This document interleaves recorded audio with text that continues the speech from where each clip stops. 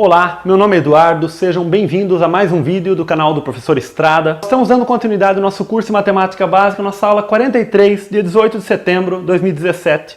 Pessoal, vamos continuar aí a última aula, que nós começamos a ver aí os números racionais, né? As frações, que tem as representações aí também decimais, que tanto podem ser dízimas decimais finitas ou infinitas, porém periódicas. Então, pessoal, nós temos um conceito muito importante aqui, que é o conceito de fração própria, imprópria e aparente.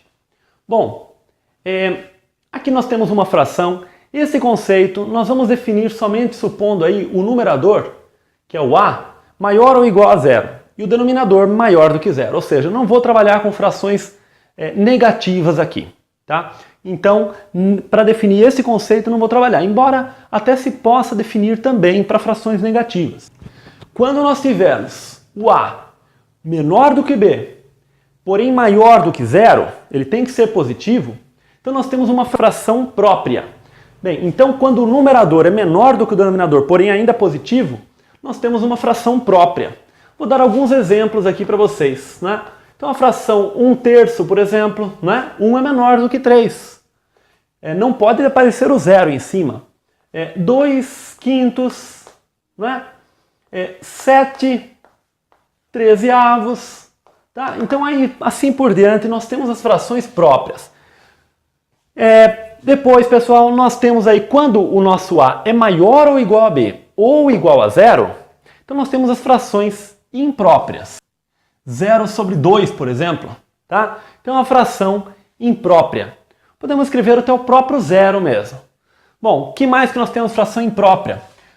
Observe o seguinte, que sempre que a gente inverte uma fração própria, ela se torna uma fração imprópria. Então, por exemplo, aqui, se em vez de 2/5 nós trabalharmos aqui com 5/2, ela se transformou numa fração imprópria, tá? Então, o inverso de uma fração própria acaba sendo uma fração imprópria. Mas vou colocar um exemplo diferente aqui. 100 dividido por 50, por exemplo, né?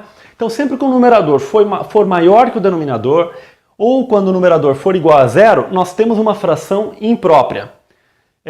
Bom, pessoal, é o seguinte, esses nomes aí, fração própria e fração imprópria, eles são relativamente intuitivos, né, o porquê deles. Por quê? Fração, se nós observarmos até no próprio dicionário de língua portuguesa, a fração, geralmente ela é tida como sinônimo de parte do todo, né? Então, uma parte do todo é uma fração. Por exemplo, aquele vendedor, o ambulante, né, que vende aqueles bilhetes de loteria, ele vende a fração. Então, tem um conjunto de 10 ou 20 bilhetes, então ele vende um bilhete, então ele vende a fração. O todo são 20 bilhetes ou 10 bilhetes, e ele vende a fração, ou seja, ele vende uma parte do todo, do total. Então, por isso a fração própria, né, seria realmente a parte do todo. Então, quer dizer, 1/3 o todo seriam 3/3. Aqui, 2/5 o todo seriam 5/5, né? Então, quando você tem realmente uma parte do todo, você tem uma fração própria. Mas como esse conceito de fração a gente acabou generalizando, também quando o numerador é maior que o denominador. Então, nós temos o conceito aí de fração imprópria. Não deixa de ser uma fração também. Agora, tem uma particularidade dentro aqui da fração imprópria, tá? Então, as frações aparentes, que está dentro dessa classificação, elas estão dentro das frações impróprias, tá? O que são as frações aparentes? São as frações que quando nós fazemos a divisão aí, porque na verdade a fração significa uma divisão entre o numerador e o denominador, quando nós temos a divisão, o resultado acaba sendo um número inteiro. Então, quer dizer, ela aparenta apenas ser uma fração, mas na verdade é um número inteiro, né? Por exemplo, aqui mesmo nós temos dois exemplos de frações aparentes. 0 dividido por 2 é uma fração aparente. Por quê? Porque na verdade isso é igual a zero. O que mais? 100 dividido por 50 também é uma fração aparente, porque na verdade isso é 2. Então, sempre que a fração resultar em um número inteiro, por exemplo, 9 dividido por 3 também, pois 9 dividido por 3 é 3. Então, nós temos o conjunto dos números naturais, contido aí no conjunto dos números inteiros, contido nos números racionais. Então, dentro deste conjunto aqui, que nós definimos aí os naturais a partir do zero, neste conjunto aqui, nós temos as frações aparentes. Então, quando nós enxergamos os números naturais dentro dos racionais, então os números naturais acabam sendo frações aparentes. Olha que interessante, né? E aqui fora, e aqui na verdade, e aqui, né? Pensando aí só nos positivos, tá? Só nos racionais positivos, aí estariam as frações próprias e impróprias, sem ser as aparentes, tá? Observando aí, pessoal, que o número zero, a fração, quando o numerador é zero, nós também dizemos que ela é imprópria, porque de fato não faz tanto sentido a gente dizer que o zero é parte do todo também, né? Então, por isso também a gente, para enxergar o zero como fração, nós dizemos que ela é uma fração imprópria também. Bom, então as frações impróprias aí, pessoal, elas possuem uma forma de fração mista. O que significa isso? Vamos imaginar aqui a fração a sobre b, em que o a é maior ou igual a b e o b, por sua vez, é maior do que zero, tá? Então vamos representar essa fração dentro dessa forma. Como o a é maior ou igual a b, que é maior do que zero, então eu posso efetuar essa divisão de a por b. Agora, isso aqui é o algoritmo de Euclides, o método da chave. Isso aqui resulta um quociente q e um resto r. De tal maneira que quando nós fazemos o seguinte, que este a ele é igual a b vezes q mais r. Ora, mas nós podemos, como isto é uma igualdade, nós podemos entender o seguinte, nós podemos pegar este lado e dividirmos ambos os lados por b. Quando nós dividimos esse lado por b, nós temos justamente a sobre b. E este lado aqui, este bq sobre b, nós podemos cancelar e ficou o quê? R sobre b. Então nós ficamos com q mais r sobre b, tá? E este q mais r sobre b, nós representamos desta forma, q r sobre b, tá? Então esta é a forma mista. Então dentro desta fração aqui, nós temos aqui a fração imprópria, tá? E aqui nós temos a representação mista. Por que a representação mista?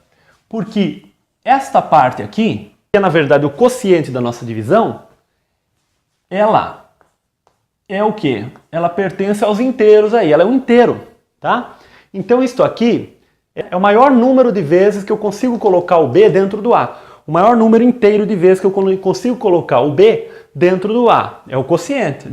E isto aqui se transformou numa fração própria.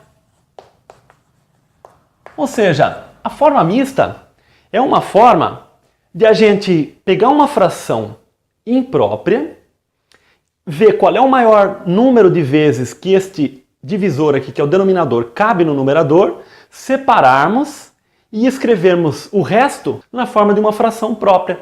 Por isso fica uma forma mista. Nada melhor, pessoal, do que um exemplo para a gente fixar bem isso aqui. Nós vimos aí a fração 5 sobre 2 como exemplo de fração imprópria. Então a primeira coisa que nós temos que fazer é dividir 5 por 2. O quociente é 2 e o resto é 1. Então nós escrevemos essa fração da seguinte forma. 2 mais o quê? 1/2, que nós escrevemos da seguinte forma. Nós escrevemos o número, o quociente, bem no meio do traço da fração, né? Então ficou. Isso aqui nós podemos ler como 2 mais meio, ou 2 e meio. Um outro exemplo. Nós tínhamos lá também 13 sétimos.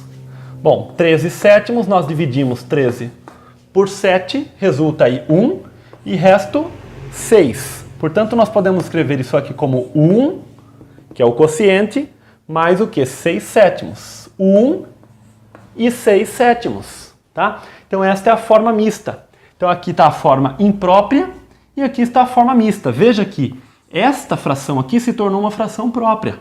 Olha, esta aqui se tornou uma fração própria.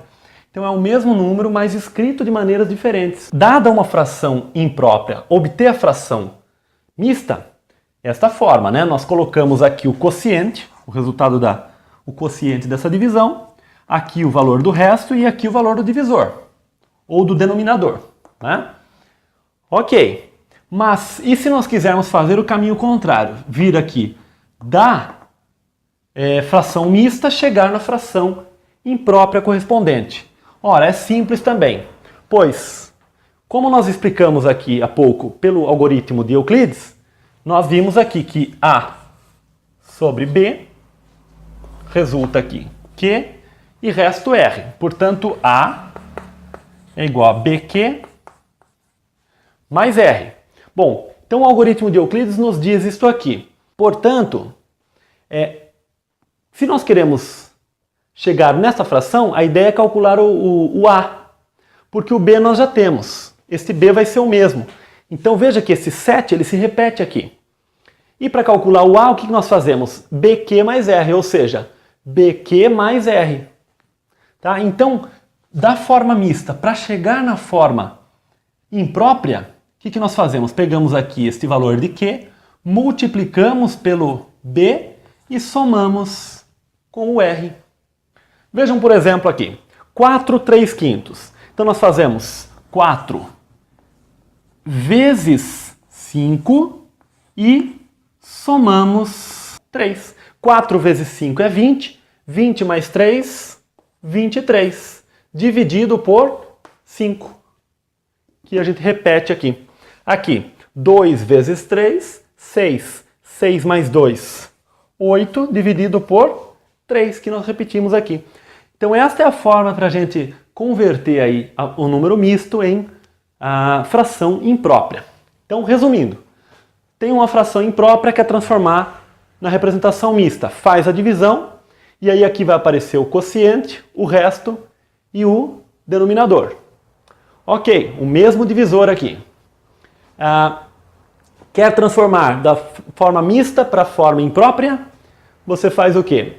Aqui embaixo você copia o mesmo denominador e aqui em cima você faz B vezes Q mais R, que vai ser exatamente o A, pelo algoritmo de Euclides aí da divisão. Bom, turma, agora eu gostaria de finalizar aí o que nós começamos na aula de ontem, a relação aí entre as frações e as dízimas periódicas. Então ontem nós vimos como é que nós transformamos uma fração em decimal finita e também uma decimal finita em fração. Tá? Se você tem alguma dúvida nesse sentido, volte para a aula de ontem, que nós vamos aí para a nossa última aula, que nós explicamos lá como é que nós fazemos isso. Para transformar uma fração numa dízima periódica, também é simples, porque basta fazer a divisão, e na divisão, pelo método da chave, automaticamente já vai aparecer a dízima periódica no próprio processo da divisão, então também não tem segredo. O caso mais, digamos, um pouquinho mais complicado, é quando nós temos uma dízima periódica e queremos encontrar a fração que nós chamamos de geratriz, tá? Então nós chamamos de geratriz a fração que gera aquela dízima periódica. Então, dada uma dízima periódica, como é que nós encontramos a fração cujo resultado é exatamente aquela dízima periódica? Porque nós vimos que os números racionais são aí os decimais finitos e os decimais periódicos, né? Infinitos, porém periódicos. Então, como é que nós fazemos aí quando os decimais são periódicos, como é que nós obtemos a fração correspondente, já que os racionais são aí o conjunto das frações, tá? Bom, vejam o seguinte, vou fazer através de um exemplo para que fique claro para vocês. Aqui nós temos uma dízima periódica, 1,222 reticências, nós queremos encontrar a fração geratriz, ou seja, a fração cuja a razão é entre os dois números inteiros, né, resulta exatamente esta dízima. Então, 1,222. Primeira coisa que nós temos que fazer, pessoal, chamar esta expressão aqui de x. Tá? Esse é o primeiro passo. Nós temos que chamar isso aqui de x. Ok. Segundo passo é encontrarmos o período. O período é a parte que se repete. Nesse caso aqui é o 2. O 2 ele se repete. 2, 2, 2. Né? Então esta parte se repete. Terceiro, verificar se o período, se ele vem imediatamente após a vírgula. Sim, ele vem imediatamente após a vírgula. Ok. Quando o período está imediatamente após a vírgula, o que nós fazemos? Nós deslocamos essa vírgula, uma casa, de modo a passar o período para a esquerda. Ora, mas para passar a vírgula, o período para a esquerda, nós temos que caminhar a vírgula para a direita. Isso significa que este número x aqui nós multiplicamos por 10. Então ficamos com 10x à direita e à esquerda ficamos com 12,222. Tá? Então veja, esta vírgula passou para cá. Então nós multiplicamos por 10. Né? Então veja, nós multiplicamos por 10 os dois lados da nossa expressão aqui. Mas vocês vão perguntar, mas professor, aqui você colocou 3 números 2 e aqui ficaram 4. Não tem problema, tá? É que aqui eu coloquei só 3, mas poderia ter posto 4, 5, aqui também, né? O que importa é que essas reticências, o que elas estão dizendo pra gente é que daqui pra frente é tudo 2. Daqui pra frente é tudo 2. O que eu quis fazer é colocar o mesmo número de 2 após a vírgula, né? O que eu quis é fazer isso. Quarto passo, passamos um traço aqui e subtraímos essas duas expressões. Por que nós subtraímos? Eu vou subtrair de baixo para cima, tá? Então, quando eu faço este lado, vou me preocupar com o lado direito aí da igualdade. 10x menos x, isso resulta aqui, ó, 9x. A igualdade eu copio e desse lado vai ficar o quê? 12,222 menos 1,222. Ok, toda esta parte aqui após a vírgula, ela cancela com esta parte. Você pode se perguntar, mas como é que cancela se esta parte aqui tem um 2 a menos após a vírgula? Não tem um 2 a menos, porque é a questão que é infinito. Né?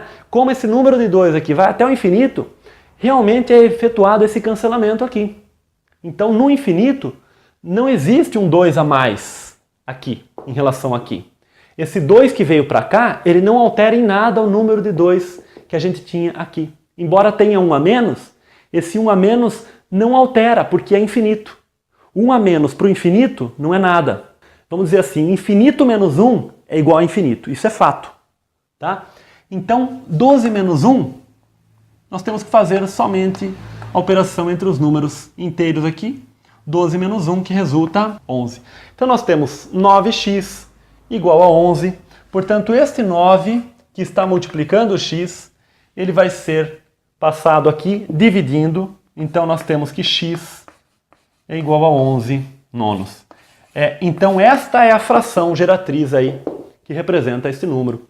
Tá? Então, se vocês fizerem essa conta, 11 dividido por 9, vocês vão ver que vai dar exatamente 1,222, uma dízima periódica. Vamos fazer mais este caso aqui. 0,353535. Primeira coisa, é uma dízima periódica, nós temos que chamar de x. Segundo passo, identificar o período. Nosso período aqui é 35. Então esse bloco 35 é que está se repetindo. 35, 35, 35. Aqui o nosso período tinha uma casa. Ali ele tem duas casas. Tá? Então o período a princípio ele pode ter qualquer número de casas. Tá? Inclusive 1 milhão de casas, 1 bilhão de casas pode até ter um período. É claro que nós não trabalhamos aí com casos assim, mas a princípio pode. E existem. O conjunto dos números racionais vai englobar números que têm períodos aí de 1 trilhão, 1 zilhão de casas decimais, iguais, que se repetem, tá? Mas é claro que nós não trabalhamos isso acaba ficando mais, digamos, no campo da teoria, né? 0,3535, tá? Então esse é o nosso período. E terceiro passo, identificamos se o período está imediatamente após a vírgula. Sim, ele está. E aí passamos o período para esquerda. Então ficou 35,35, 35, 35. Aqui, para passar o período para a esquerda, nós tivemos que caminhar a vírgula 2 casas para a direita. Portanto, nós multiplicamos por 100. Então nós temos aqui, ó, 100x. Então nós multiplicamos por 100. Eu já vou escrever a multiplicação só ali, já subentendendo que foi multiplicado aqui também. Então, multiplicando por 100 aqui, a vírgula caminhou 2 casas para a direita. Passamos o traço e efetuamos a subtração. Ok, subtraímos de baixo para cima para não aparecer número negativo. Toda essa parte aqui após a vírgula, ela é cancelada. Então, deste lado, nós temos o quê? Vou escrever aqui 35. E deste lado, nós temos 100x menos x, 99x. Eu faço a subtração de baixo para cima, tá, pessoal? Para não aparecer número negativo. Portanto, aqui, o nosso x, este 99, ele vai passar dividindo. Então, ele vai ficar igual a 35 sobre 99. Então, esta é a fração que representa esta dízima periódica, 0,3535. Pessoal, esse caso é um pouquinho mais complicado e vocês já vão entender o porquê. Bem, primeira coisa, chamamos a dízima periódica de x. Por que é uma dízima periódica? Porque ela tem um período e aqui é que está a complicação. O período, pessoal, não é o 342. O que está se repetindo aqui é somente o bloco 42. Então nós temos esse 3 aqui que está intrometido aqui, né? Então temos um 2,3 e a partir daqui entrou a dízima periódica, 42, 42, 42, né? Então este é o nosso período. Ok, então vem o nosso terceiro passo. Já identificamos o período, agora verificar se o período está imediatamente após a vírgula. Está? Não está. Temos esse 3 aqui de intruso. Por isso que eu estou sempre reforçando para vocês fazerem essa verificação se o período está imediatamente após a vírgula. Neste caso não está. Quando ele não está, primeiro nós tiramos esse 3 intruso aqui. Então primeiro nós escrevemos dessa forma, 23,42, 42, 42. Ok, isto será igual a 10x, claro. Pois nós fizemos essa vírgula caminhar uma casa para a direita, portanto, nós multiplicamos por 10 o valor de x, que era o valor original ali, tá? Agora sim o nosso período está imediatamente após a vírgula. Agora nós fazemos ele vir para a esquerda. 42, 42, 42. Para fazer isso, nós fizemos a vírgula caminhar duas casas. Então nós multiplicamos por 100. Mas multiplicamos por 100 essa expressão. Veja que aqui nós multiplicamos por 10 e aqui se tornou 1000x, pois nós multiplicamos por 100 este valor de 10x, que é o dessa expressão. Então tem que tomar muito cuidado com isso. Então não é porque multiplicou por 100 que vai ficar 100x. Nós multiplicamos por 100 o 10x. Ok. Por que é importante deixar o período imediatamente após a vírgula? Porque quando nós passamos o traço e fazemos a subtração, ao fazer a subtração, este lado vai dar o quê? 990x. E esse lado, por que foi importante deixar o período imediatamente após a vírgula? Para fazer esse cancelamento. Porque desta forma aqui nós não podemos cancelar, porque tem esse 3 aqui. Agora aqui não. A parte após a vírgula ficou exatamente igual. Portanto, é feito o cancelamento, então fica 2.000, vou escrever, 2.342 menos 23. Isso vai dar 2.319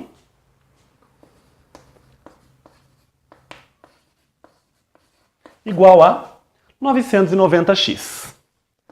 Bom, x vai ser 2.319 dividido por 990. Então esta é a fração que representa esta dízima periódica. Se vocês quiserem, depois vocês podem fazer. Um outro detalhe, pessoal, é que quando nós encontramos a fração, como nós comentamos aí na aula de ontem, é interessante sempre tentar chegar aí na forma irredutível dela. Ou seja, ver se essa fração pode ser simplificada. Aí ou vocês teriam que ir tentando por 2, por 3, né, pelos números primos, tá? Lembrando que a gente não precisa passar do número cujo quadrado ultrapassa esse valor, né? Aquele critério que nós vimos para identificar os números primos. Ou seja, basta testar os primos aí até por volta de 40 a 45, né? Os primos até essa faixa, e dividir em um número que seja divisor aí do numerador ou do denominador, ou então calcular o MDC entre esses valores. Se o MDC der 1, então significa que essa fração já é irredutível. Se não for, é interessante sempre chegar na fração irredutível. Mas eu vou deixar para vocês esta verificação aqui, olha. Verificar se é irredutível, tá? Então, vou deixar para vocês. Verifiquem se isso aqui é irredutível. Se não for, efetuem essa simplificação aí. Eu queria mostrar essa dízima periódica, que é muito interessante.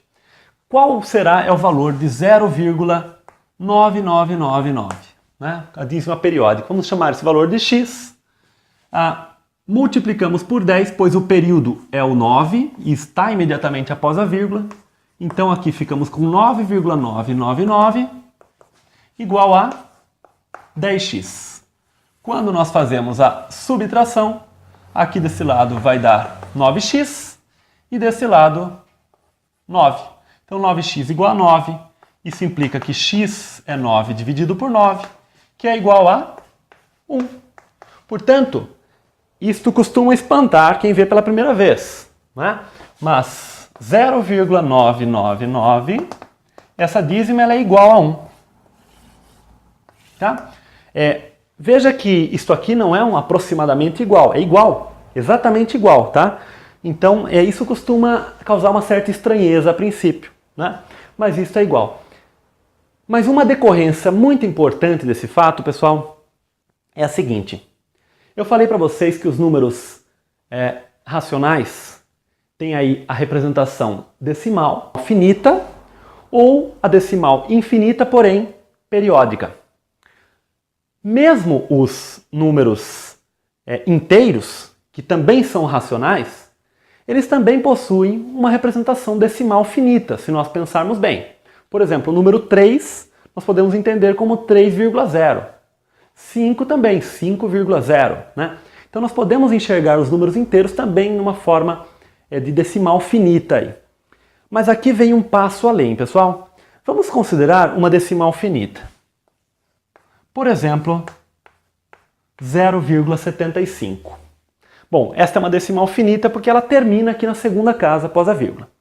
No entanto, pessoal, aproveitando que 0,999, com as reticências aqui, a dízima periódica, ela é exatamente igual a 1, nós podemos transformar este número neste número aqui. Em vez de escrever 0,75, escrevemos 0,74 e depois nós completamos com a dízima periódica 999. Então, quer dizer, toda essa parte aqui vai dar um 1 que vai completar esse 4 aqui, então vai ficar 0,75. Então isso aqui é exatamente igual. Vou pegar um outro exemplo para vocês. 1,3. 1,3 nós podemos escrever como 1,2999. Veja que é igual, é uma igualdade. E nós podemos concluir isso aqui utilizando esse mesmo raciocínio. E se nós pegarmos um número inteiro, do tipo 5, por exemplo, nós podemos escrever o 5 como 4,999. Mas olha que interessante, pessoal. Acabei de falar para vocês que todos os números racionais têm uma representação decimal, que ela pode ser finita ou infinita, porém periódica. Mas como as decimais finitas podem ter uma representação periódica, se nós observarmos esse fato, isso significa que nós podemos identificar perfeitamente os números racionais como as dízimas periódicas. E podemos até esquecer das decimais finitas. E aí as dízimas não periódicas serão os irracionais. Então nós, já adiantando um assunto de aulas futuras aí, nós teremos os números reais como sendo as dízimas periódicas unidas aí com as dízimas não periódicas. As dízimas periódicas vão ser os racionais e as dízimas não periódicas vão ser os irracionais. Não vai faltar nenhum número, não vão faltar as decimais finitas, os números inteiros, porque como nós vimos, eles podem ser transformados aí em dízimas periódicas. Isso é um resultado muito importante, poucos autores, poucos materiais falam desse resultado, mas é um resultado muito importante da teoria aí de números racionais. Né? Bom, pessoal, para finalizar a aula de hoje, eu quero fazer uma afirmação aqui para vocês. Eu vou fazer essa afirmação sem gastar tanto tempo com a argumentação. Eu vou deixar até para vocês pensarem um pouco, bolarem alguns exemplos e perceberem isso até por conta própria, porque não é difícil de perceber isso. Tá? Demonstrar já é um pouquinho mais complicado, porque exige todo um formalismo. Né? Mas eu estou dizendo apenas para vocês perceberem isso. Eu acabei de falar para vocês que os números racionais, eles podem ser aí as decimais finitas ou as infinitas, porém periódicas, mas as finitas podem ser transformadas em dízimas periódicas. Mas vamos ainda entender os racionais como as decimais finitas e as decimais periódicas. Vamos entender ainda essa divisão aí. Eu gostaria de estudar aqui com vocês se existe algum critério aqui entre esses valores A e B que me permita, de antemão, dizer se uma decimal é finita ou se ela é periódica. E existe, pessoal. Eu vou apenas afirmar para vocês e vocês vão quebrar um pouquinho a cabeça depois. O critério, pessoal, é com base neste B aqui, tá? Agora, claro, aqui eu estou supondo o A, eu estou supondo o A diferente de zero, tá? Estou supondo o A diferente de zero, porque senão, se ele for igual a zero, daí já vai dar, o resultado vai ser zero, daí não vai ter muito o que verificar, vai ser uma decimal finita, digamos, né? Mas enfim, quando o A é diferente de zero, e é claro que o B também é diferente de zero, porque o denominador não pode ser nulo. Ok, para que uma decimal seja finita, o B, na fatoração do B, só podem aparecer os números 2 e 5, os números primos 2 e 5. Se aparecer qualquer número diferente de 2 ou 5 na fatoração de B, então ele não será uma decimal finita. Então ele será uma decimal periódica. Então a decimal periódica, o B, vamos escrever assim, o B possui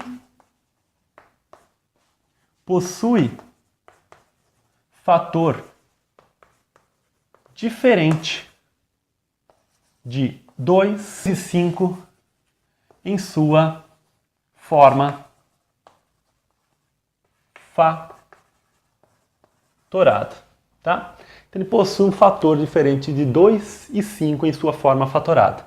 Vou dar um exemplo para vocês. 13, por exemplo, dividido por 18. Bom, o 18, o que ele é? É 2 vezes 3 ao quadrado. Bom, nós temos um fator 3 que não é 2 nem 5. Ora, isso aqui será uma dízima periódica, né? Não será uma decimal finita. E de fato, quando nós fazemos essa conta, isso aqui resulta 0,7222, que nós vemos aí que é uma dízima periódica. Por outro lado, se nós pegamos uma fração como 7 sobre 20, né? O 20, o que ele é? Ele é 2 ao quadrado vezes 5. Só aparecem fatores 2 e 5 na composição e na forma fatorada de B. Portanto, este número aqui, realmente ele é uma decimal finita, né? Não é periódica. Claro que nós podemos transformar, como nós vimos, em periódica, mas se nós enxergarmos aí como finita ou infinita e periódica, então quando o nosso denominador for múltiplo de 2 e 5 somente, então nós temos um decimal finito, e quando ele aparecer algum fator, que seja, né, que seja diferente de 2 e 5, então ele será uma dízima periódica. É um resultado pouco comum de se ver nos livros aí, mas é um fato que é muito importante, é muito interessante de se observar, que pode ajudar em algumas situações aí. Bom, pessoal, espero que vocês tenham gostado da aula de hoje. Se gostaram, já deixa aquele joinha no vídeo, se inscrevam no canal, compartilhem o vídeo aqueles que gostarem, que estão gostando desse projeto, para que a gente possa continuando trazendo novos vídeos diários para vocês sobre esse curso de matemática básica, que nós procuramos, na medida do possível, aprofundar nosso conteúdo aí, nosso conhecimento, tá bom, pessoal? Então, pessoal, um grande abraço, tchau!